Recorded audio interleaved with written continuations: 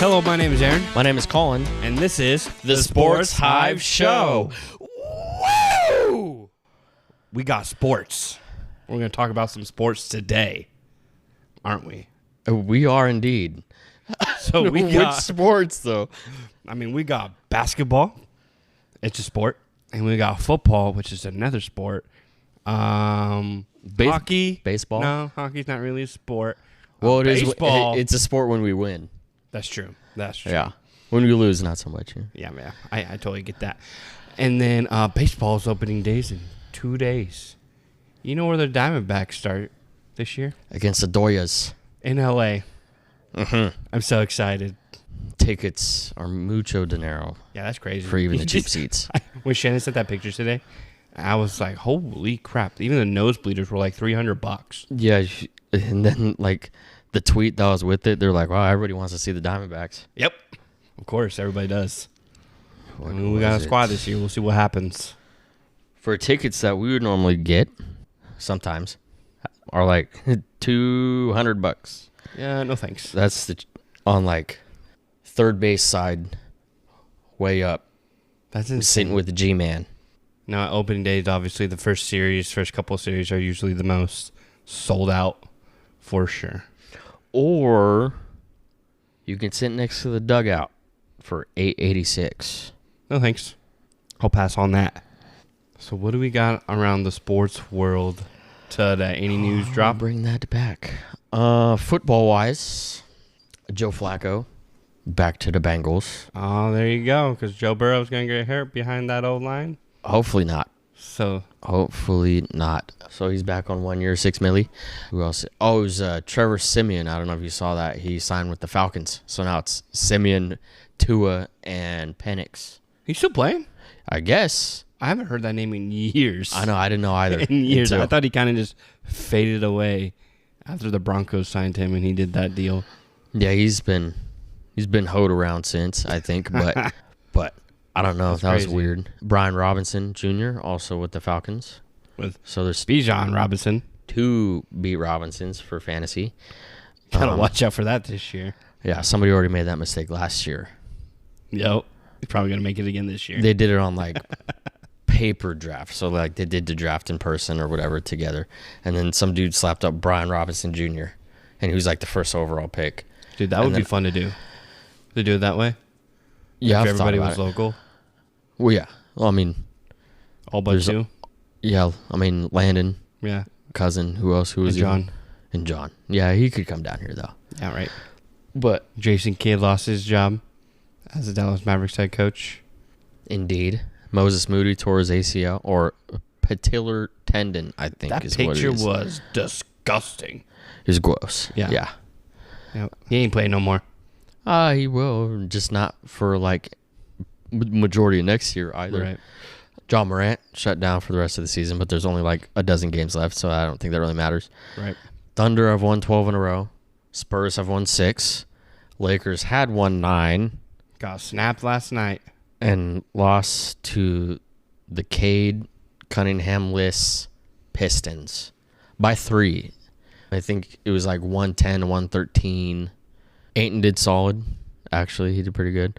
Braun, I think, had like 12, 7, and 13. Luka had 32, I think. Reeves had like somewhere in the teens or low 20s.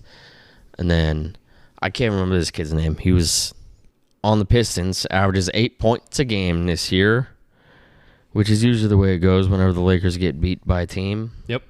Dennis Jenkins put up a career high 30 points. Never heard of him. Me neither.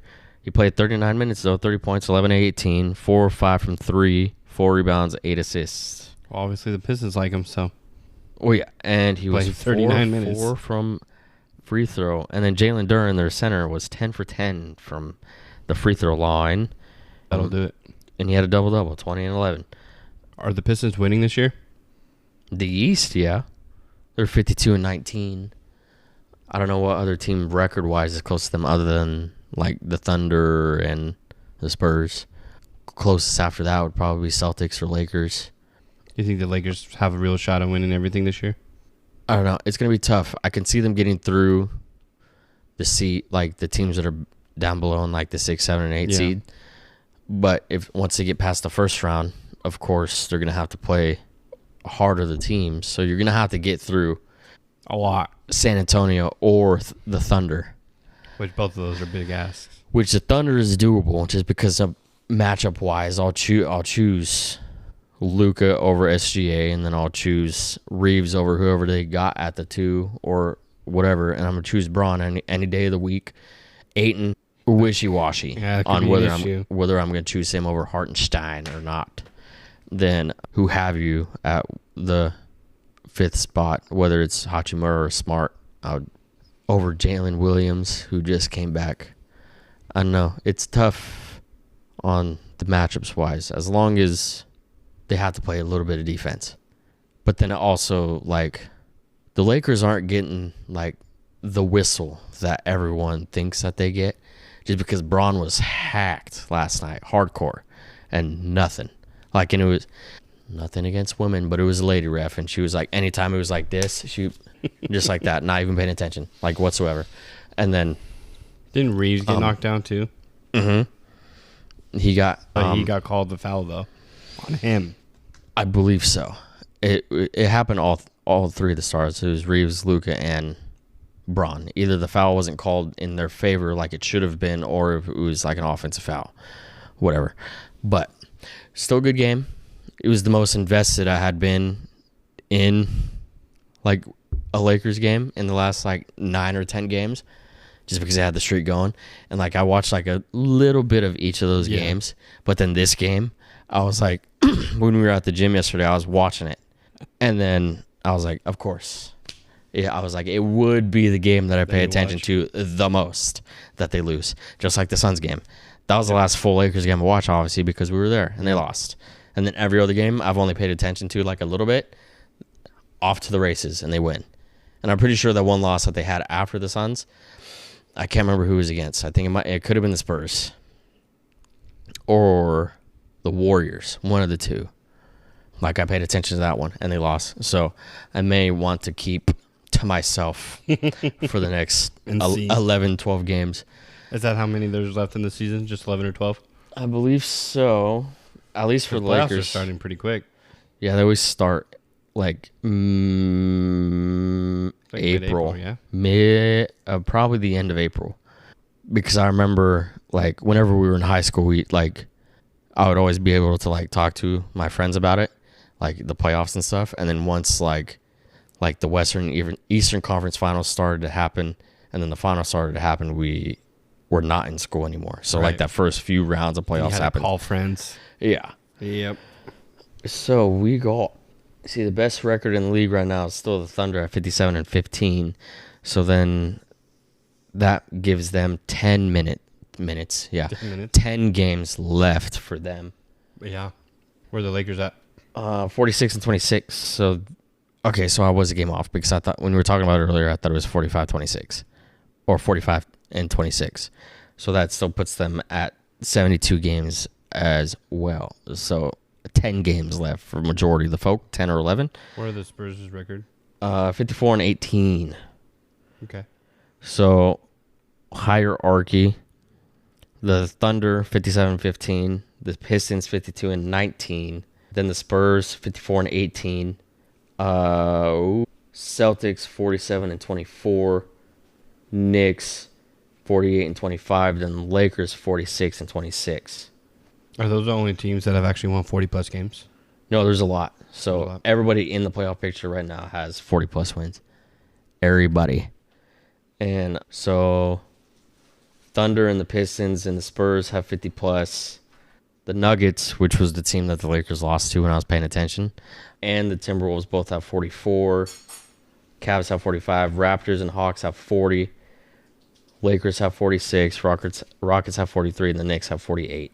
And then the Suns have 40 as well. Yeah, they got that 40th one last night, I think. Yeah, they're the 7th seed. Then everybody else is floating around like 38, 39.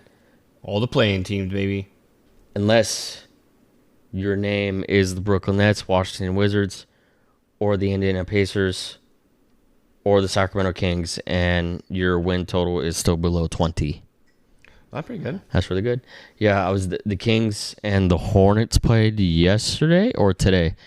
Kings mollywopped. They lost 90 to 134, and the Hornets made 26 threes, and like it wasn't like any like outstanding like scoring performance. It was just like everybody, and then the NBA like Twitter pages, they usually like post like the final, like in like the score, whether they lose or whether they win. And then the Kings one posted final, and then in all words it said check NBA.com. In all words, not even a link or nothing. It was like, if you want stats, go here. Check the game online, because I don't want to speak of it. Oh, that's funny. But it's wrapping up. I mean, these seedings are going to get placed in the next 10 games. Pretty firm. The Blazers, Clippers, Suns, Rockets, Timberwolves, Nuggets, and Lakers all have, I think, a clinch in the not playoffs, but the play-ins no matter what. Obviously, the Lakers are probably going to stay in third seed. Nuggets are going to stay in fourth. Timberwolves are going to stay in fifth. Rockets are going to stay in sixth. Then the Suns will probably stay in the seventh because the Clippers are only 4 games behind them, but that's a big ask to close a 4-game gap in 10. Games. Yeah, the Suns aren't going to lose. Yeah. Majority of those games. And then the Blazers are 4 games behind. And then the Warriors are sitting at 34 and 38 at the 10th seed.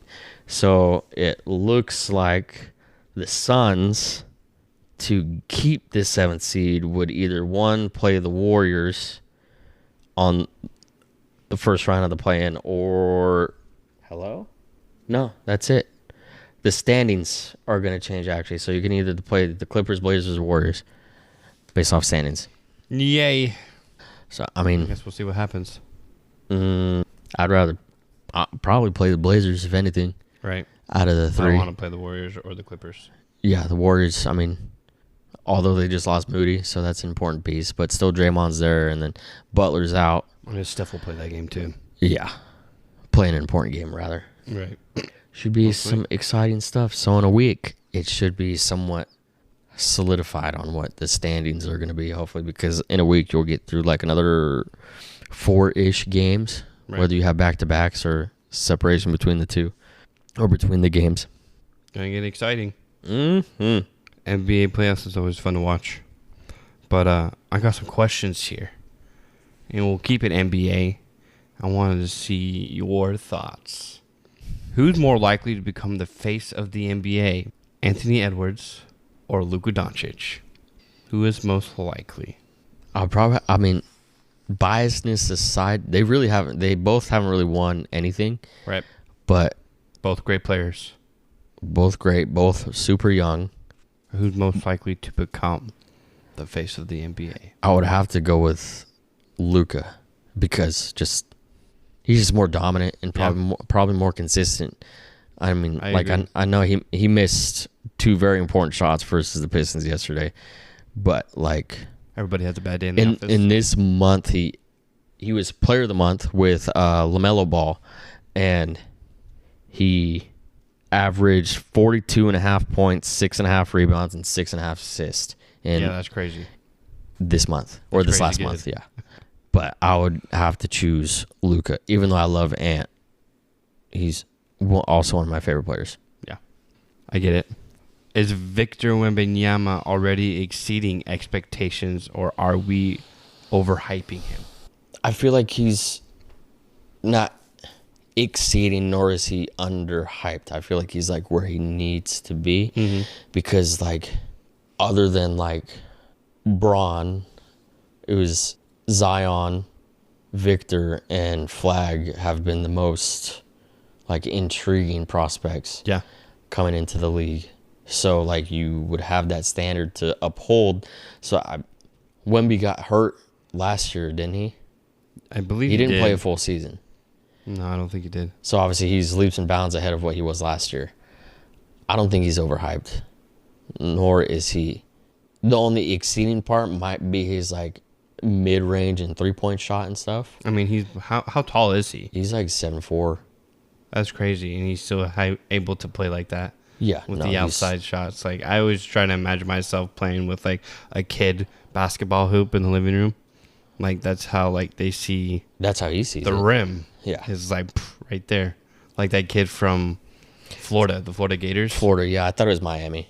But That Florida kid was Gators, 7'9", and I know the Gators are out of the playoffs now. They lost to Iowa State. Out of March Madness, which is crazy. But when that kid dunked and then the video went viral, he literally just boop, just like you would a little kiddie basketball hoop in the backyard. Nuts. A lot of upsets in March Madness, by the way. Oh yeah. Would you rather build around Steph Curry today or go younger? How old is Steph right now? Like 38? I was going to say, I think he's late 30s. I want to say he's 37, 38. Or build young? Or go younger. So a younger player. I mean, that doesn't say that you couldn't build around Steph with young people. So, like, if that would be my option. But Steph and Wardell Curry, he is still averaging 27.5 points a game, mind you. he is old. 38. Yeah. He just had a birthday 10 days ago. Yeah. Wait, he's probably got a good another 3 years on him. Oh, for sure. I mean, like, he could probably play longer than that. It's not like he's driving to the hoop or getting hurt. So let's say he's playing 5 more years. Do you could build a Curry championship and team build- around Curry in 5 years. Yeah. Okay. You can at least get 2 out of that. Curry's the best shooter ever. Oh yeah. That I've seen. I used to hate Curry. And what's crazy is that, so went to Goodwill again the other day and I saw a Curry jersey. So then I was like 16 and like 17-year-old Collin would be like, I hate this dude. Not a chance. Hate him. But then me right now, I took it because it was only like $8. So I bought it. And then just because he's just like how you were with Kobe or whatever when you were young, you didn't like him and now you like him. But you can appreciate the greatness. So I'm still going to go with building around Curry. I like it. Because he ain't got to do much. You can spot up shooter, boom. Yep. Here we go. I agree with that. Is LeBron James still a top 5 player right now? Top 5? No. Who are your top 5? Luka, Victor. This year, Cade Cunningham. If you want to go off stats, I'd say Shea. And probably still Jokic. So then that's 5 right there. Braun is probably... This year, I would put Reeves ahead of Braun. So Braun is probably like in the 15 range-ish in that area. Okay. I like it. Does winning one more championship change how we view Kevin Durant? No. Not at all. So if he won one with the Rockets, do we view him differently? Because he's already going to be a Hall of Famer. But it's just how people's perception of him. He's weird. He just moved in the top 5 scoring, by the way. Yeah. Which is pretty cool to see, actually. But yeah, which is crazy. Which he's about to catch Kobe if Durant still plays for another couple years. Right. He will. Yeah. I don't know. It would probably be a more respectable ring as opposed to the 2 that he got with the Warriors. Right. And the question was, would we view him differently? Mm-hmm. And winning one more championship would change our perception of him. I guess it just I don't know. The perception is that he's like one of the best scorers of all time. And like in that aspect, most dominant. But like... He won his 2 championships with a superstar team. Yeah, Curry, Clay, Draymond, Boogie Cousins, eventually, I think. And the Rockets right now aren't that super team. They can be, though. Well, I'm talking like big name players. Well, Şengün and then like Thompson. The Detroit Pistons, where they're just... Those cats are good, and they don't have like a superstar besides Cade. And obviously, you have good players when your team is good. But you don't have like a Steph around you. You don't have like a Draymond around you or a Klay Thompson around you. Hall of Fame coach, Steve Kerr. For Durant, I'd say the big 3 for the Rockets are probably Thompson, Durant, and Şengün. Right. And then for like the Pistons, it's the other Thompson twin with Cade and then like Duran. But like it's like those 3 don't even compare to what Durant and Curry and Clay had done. Right. So if let's say the Rockets do win a championship this year, do we put more respect on KD's name? A little bit more, But like, I don't think him winning one with the Rockets is gonna like Do a lot of bandage up the way he left OKC and then his 2 rings in Golden State, then him going to the Nets, and then him just bouncing around pretty much. It helps a little bit, but not fully. Right. The only way would be like if you were to go to the Rockets, win a ring, and then like maybe go back to the Thunder, but then that would still be chasing a super team because the Thunder are good and don't need him. Do you think he ever would go back to Seattle once that expansion team is open again? I wouldn't see why not, but then also like you'd have to take the history of the Thunder, and then at least the Thunder from like 2008 and before back to the Supersonics, because that's what they were. Right. And then 2008 and after, which is Durant's time, would still be with OKC. So I don't know what he would do because he was more of a Thunder than he was a Supersonic. Right. How many years was he playing? Because obviously he got drafted by the Sonics. So it was 2 years with the Sonics? Mm-hmm, because he was drafted in 06 from Texas. Right. And then Westbrook came in the league in 08, and Westbrook was never on the Sonics. That's true, huh? That's right. I don't know, because I saw the post that you liked on Facebook too, because Gary Payton II said once like the Supersonics become a team, he will leave whatever team he is currently on and goes to the Sonics, because that's where his dad was at. Yep. So respect, I like it. Yeah, that makes sense. But Durant maybe on like a 1-year deal after he's done with the Rockets would go to the Supersonics whenever that happens, which is probably like 2030. How does that work with 2 expansion teams with players? Do players just put in a bid, hey, I want to go play in Las Vegas, hey, I want to go play in Seattle? Like, how do the creations of the teams I'm work sure it'd just be like free agents and stuff pretty much, essentially. And more kids just get drafted? Because there's obviously all 30 NBA teams have the G League team that they have.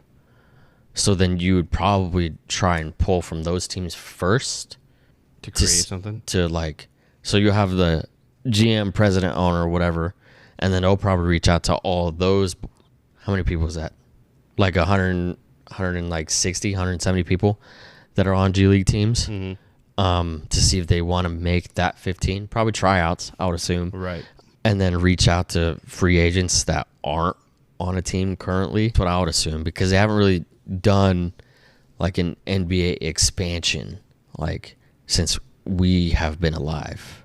Right. They made the Bobcats in like 03, I think it was. They made the Bobcats, but the Charlotte Bobcats was just the Charlotte Hornets. Right. They just switched the names up.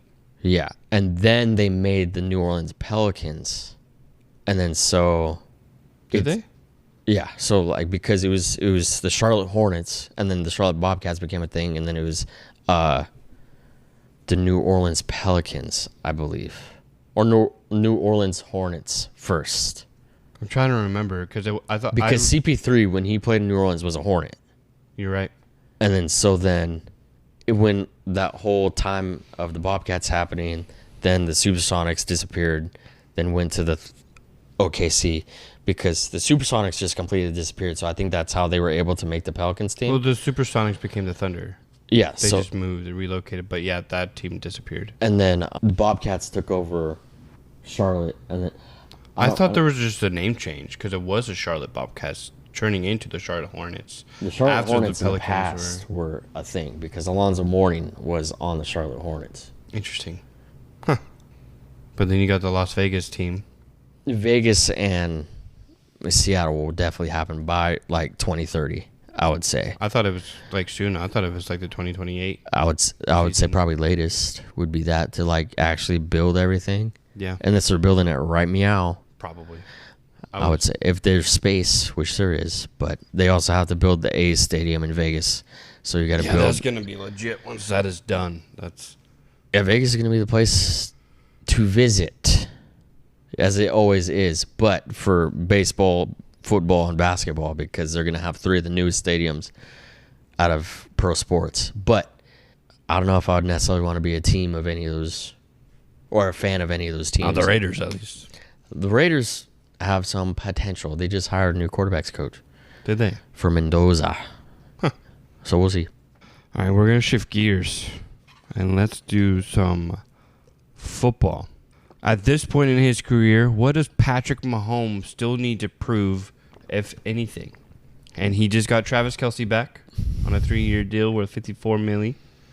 He's trying to catch up to his soon-to-be wife, trying to be a billionaire. Wait, what did you just say? For how much? 3 years, 54.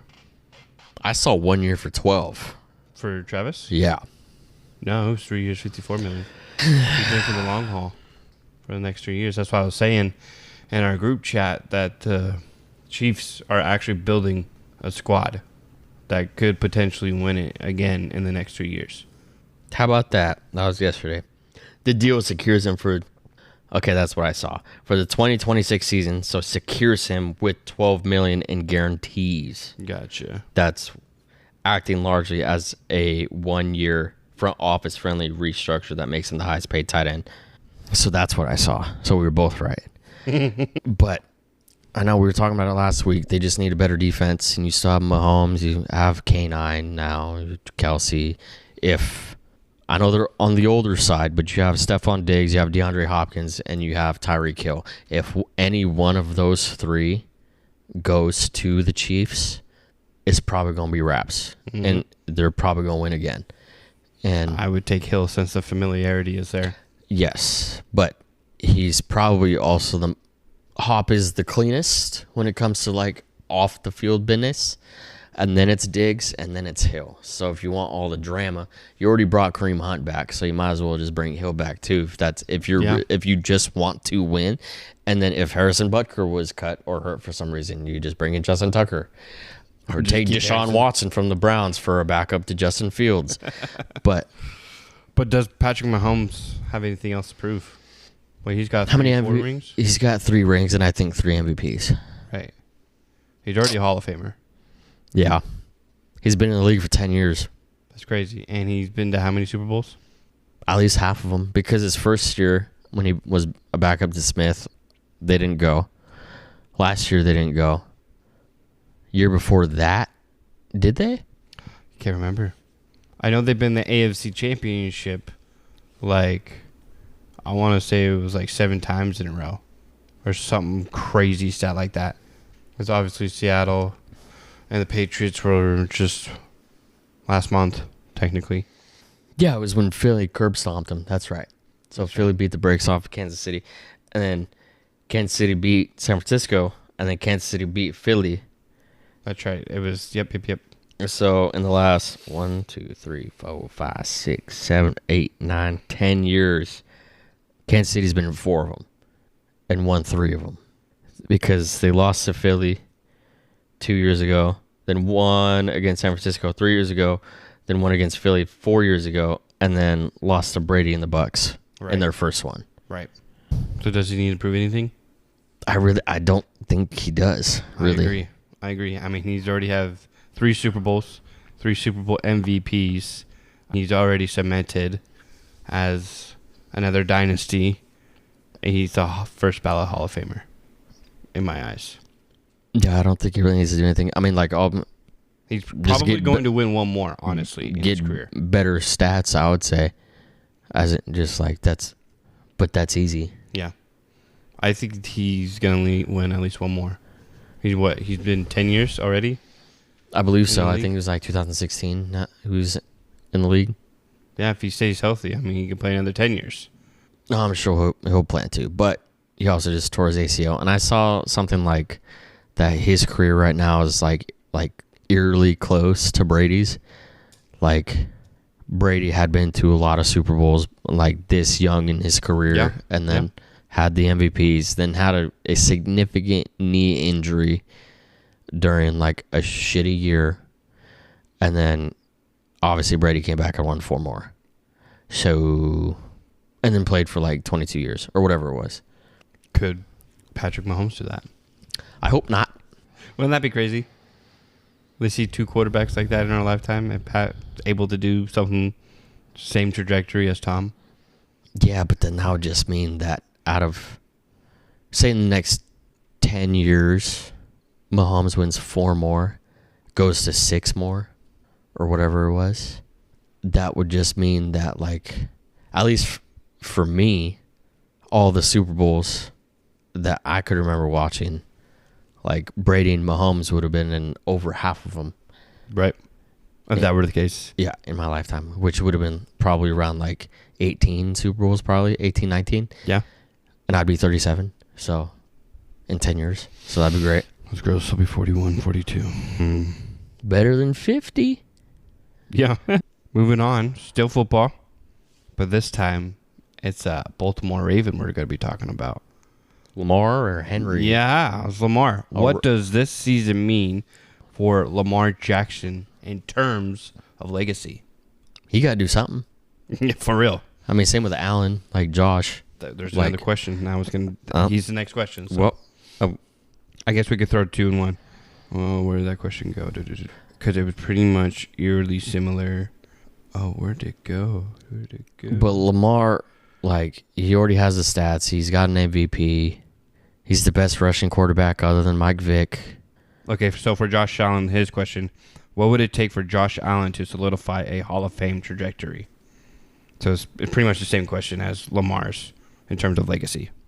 We'd have at least 1 Super Bowl win for each of them and probably like 2 Super Bowl appearances, I would say. At least go 1 for 2 or 2 for 2, whatever. So right now, since we're talking about both quarterbacks, are both quarterbacks Hall of Famers today? No. I agree with that. Was Lamar the first unanimous MVP, though? That would be the only... I think he was, because I'm pretty sure I've heard Shannon bring it up before a couple times. Yeah. So that would be the only, like, niche that I would have him above Josh, because they both have MVPs, but Lamar's was unanimous, and then Josh's MVP should have been Lamar's. So... yeah. But regardless... that Super Bowl win has to be the one thing that eludes them both for legacy and then Hall of Fame. Okay. So Lamar this season needs to win the Super Bowl. Super Bowl, yes. Yeah. In terms of legacy. Okay. And so for Josh... because there's no more blame on Harbaugh. Right. You got a whole new squad and you should be able to do something. And the same with Josh. He would need to win at least 1. He got a brand new, fresh head coach, too. Yeah. Familiar guy, too, in Brady. Yep. And Joe Brady. So there shouldn't be too much of like learning to get to know each other type of conversation because they already know each other. So to solidify a Hall of Fame trajectory for Josh would be a Super Bowl. And that's just trajectory to get him on the right path to get into the Hall of Fame. Because they both have the stats. Right. They both have an MVP. And they're both good football players. They got Pro Bowls. Right. Whether they play in them or not. I mean, Super Bowl is what eludes them. Right. Okay, I like that. Ooh. Which young NFL quarterback would you bet on long term? CJ Stroud or Jordan Love? Long term. I'm going to go with Love because he's shown more consistency. Like, I know Stroud... he had a good rookie year. Good rookie year. The following 2 years, not so good. Right. But the Texans were still good last year, but that was all defense. Yep. With the occasional good offensive play. Love, he's on the older side, I believe, of those two. Because Love has been in the league for like 6 for a while. He sat behind years Aaron for a while. Yeah, he sat behind Aaron for 3. And then, so I think this is his 3rd year fully starting. So he'll be on his 7th season coming up. Because he was drafted during the COVID draft, so in 2020. Yeah, that's right. So 20 to 21, 21 to 22, 23, 23, 24, 24, 25, 25, 26. So this 6th, I believe, season for him. So you would bet more on Love than CJ?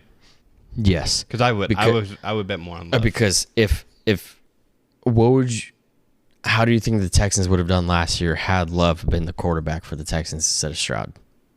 Oh, they would have made a deep run into the playoffs. If a lot further. A healthy defense and with Love at the helm, yeah, no, you're talking AFC Championship. Yeah, I would say just switch the quarterbacks then. So then how do you think CJ Stroud would have done with the Packers? With how, like, managing injuries and all that stuff. And then Josh Jacobs and then Watson, iffy. Golden, iffy. Reed, iffy. Dobbs, consistently good. Kraft, gone. I don't think he would have been able to do anything, honestly. There's your answer. Right. I like that. Who would you rather have for the next 5 years? Josh Allen or Joe Burrow? Give me Joe Shiesty. I'm I was thinking the same thing. I'm gonna go with Burrow. I love Burrow. I love Burrow when he's healthy. Just put him on a squad that has an O-line, and he's going to win a Super Bowl. Yeah. I don't care who your receivers are. If you give him an O-line, he's winning a Super Bowl. Because last year was his first like major injury, right? That put him out for the shelf, like on the shelf for a while. Of course, it was the year that I drafted him in fantasy. But I would trust Joey Burrow. Is Dak Prescott judged more harshly than any other QB in the league? No. Who's judged harshly then? Love. Why? What do you mean why? Why Just is because he judged more I don't know. harshly than Dak Prescott of the Dallas Cowboys? I'm not saying he's.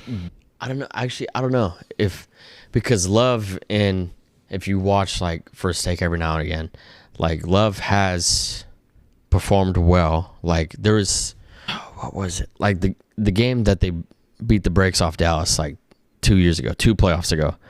Like it still wasn't good enough. Like Love, how he played wasn't good enough, even though the Packers won by like 3 scores. And like there's other games in the past year or two where the Packers have just dominated, courtesy of Love. And then it's like Stephen A. Smith and some of those other dorks on First Take. I love Stephen A., but the other people, just were like, oh, I need to see it more. He's not consistent. He's not good enough. And then, I mean, the same goes for Dak, too. I would say Stroud is probably on there as well.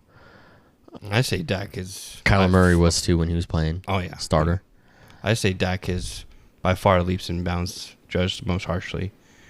Just because, one, Cowboys. Most of that is a Dallas Cowboy, right? And every fan base hates Dallas.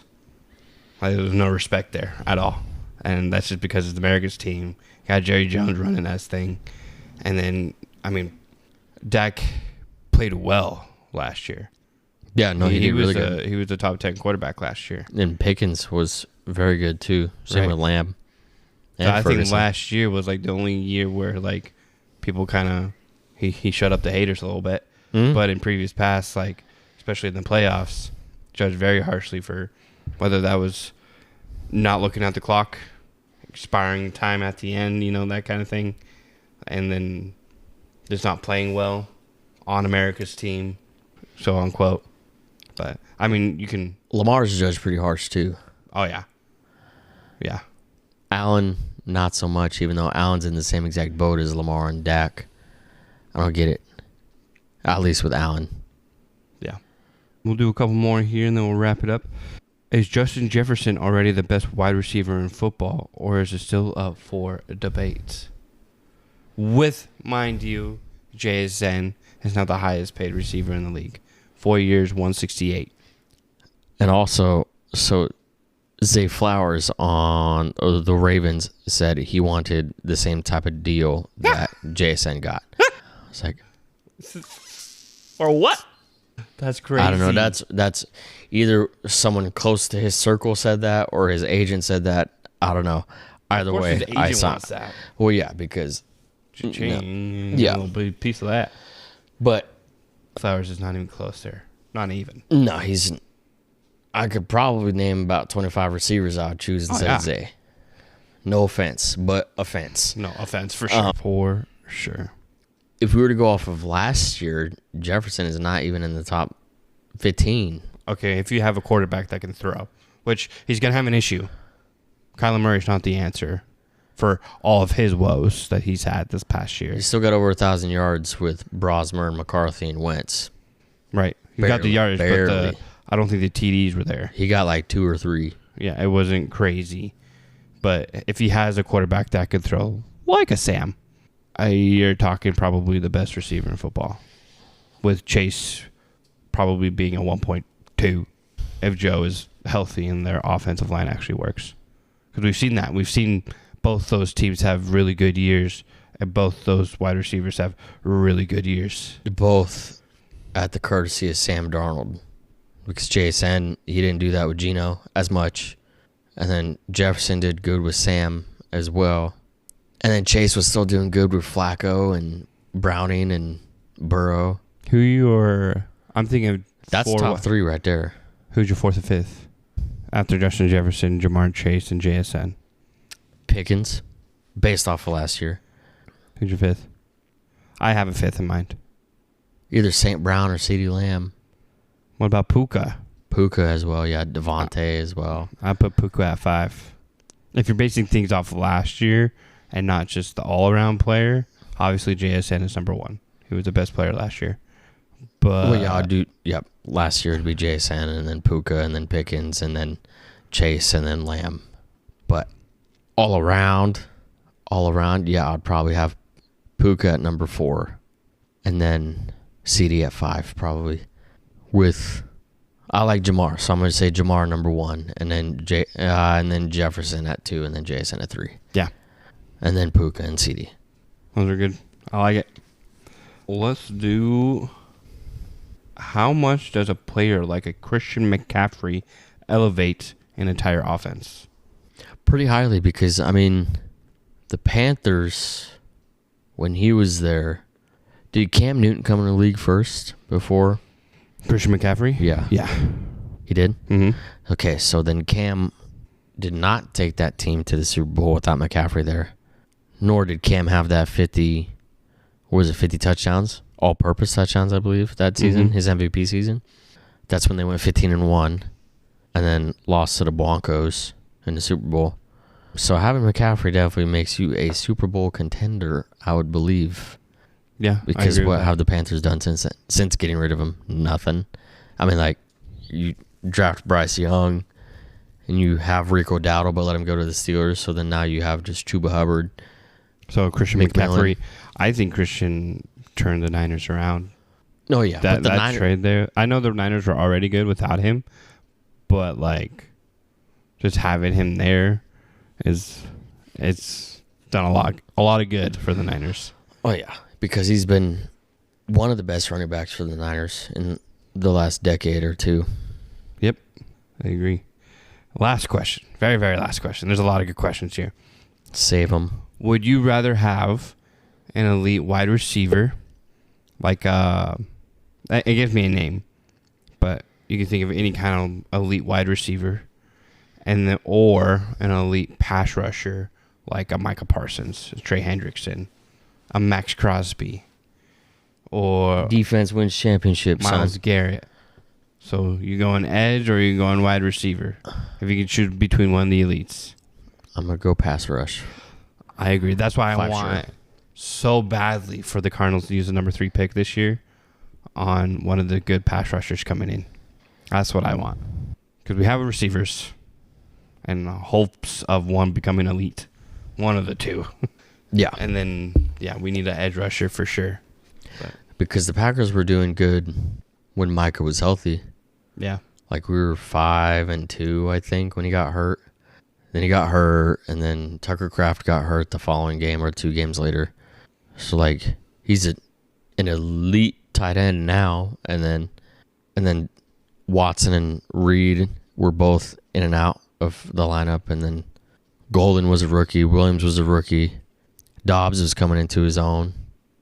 So with a healthy Packer team, and do you have all the boys back first week of the season? Or majority? Like as in Kraft and Parsons? Yeah. After ACL? Because Kraft was kind of mid-late into the season, yeah? He was like week 9. Yeah. Because Micah was like week 8. But Micah said he wanted to come back in September, so that's... I know he's more likely than Kraft is, probably. But if they were to miss any time, I would only assume like 1 to 3 weeks. Right. If anything. So it's still doable. You just have to fill the gaps that you lost. You lost ton of players. Some starters on offense, some starters on defense. So depending on how the draft goes this year, which is less than a month away, super excited about it. In Pittsburgh, the old armpit. Ah, yeah. Do you think the Packers, when healthy, could win a Super Bowl this next year? I think they can. For me, and that's on the outside looking in, and seeing what the Packers did last year before everybody got hurt. Because when you have Micah Parsons and you have Tucker Kraft, they were able to win games without most of your wide receivers anyways. Mm-hmm. But when you have those two boys playing, because those are the two big difference makers on your team, It's not Love. It's not Josh Jacobs. It's Tucker Kraft. It's Michael Parsons. Those are your 2 best players on your squad, in my eyes, anyways. When you have those 2 boys healthy and they're playing at elite levels, I see the Packers winning that division and winning a Super Bowl, at least within the next, if not next year, in the next 3. We just need something because like we can't just rock with Golden, Reed, Watson. But I think you can. Is what I'm saying. Possibly. With I mean, Parsons and Tucker Kraft doing their thing. Because when you have an elite offense tight is end, probably fine. You just need to replace your backup running back that you lost, and then you need a better backup quarterback than Desmond Ridder. True story. And then you have to replace the players that you lost on the defensive side of the ball. So until I wait and see what they do on the defensive side of the ball, confidently I can say offensive side that they're fine. And then the defensive line, there's a dude named Sorrell, I believe, and then another guy named Collin. Oliver, I believe. Those 2 guys showed glimpses of being good without Kenny Clark and without Rashawn Gary last year.